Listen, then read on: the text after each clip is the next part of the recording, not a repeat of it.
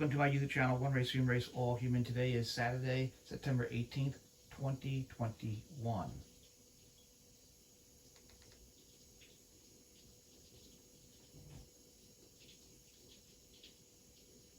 Military leaders in China and elsewhere to try to make sure that we calm nerves. And second, given what happened on January 6th, given the post-election military leaders in China and elsewhere to try to make sure that we calm nerves. And second, given what happened on military leaders in China and elsewhere to try to make sure that we calm nerves. And second, given what happened on January 6th, given the post-election controversy that we all saw as Trump supporters desperately tried to have him cling on to power, it wasn't just China.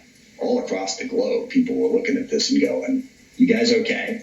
What's going on over there? And what's that going to mean?" Okay, I don't think there was any sort of close call with China. And I said this when I spoke with Bob Woodward about this, of the many threats that I saw from Donald Trump, the biggest of which being a fascist takeover of our country. In my interactions with Trump and the Trump administration, he seemed very reluctant to go to war for a variety of different reasons. But it was perfectly appropriate for Chairman Millet to call up China and say, "Hey, don't jump the gun here.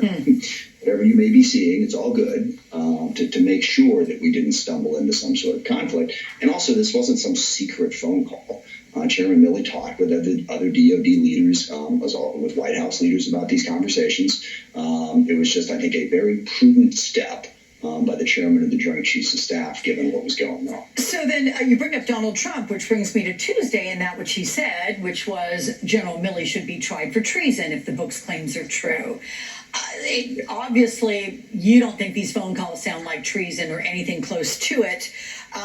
You said the word overblown, all the discussion about this.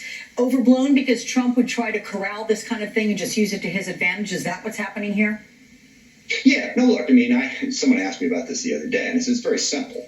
For Trump supporters, either you are 100% behind the dear leader, the head of the cult, Donald Trump, or you're treasonous, okay? So the fact that, Chairman Millet has said or done anything critical of Donald Trump, by definition, to all the Trump people, makes him beneath contempt and worthy only of being tried for treason or whatever else. But that's their insanity.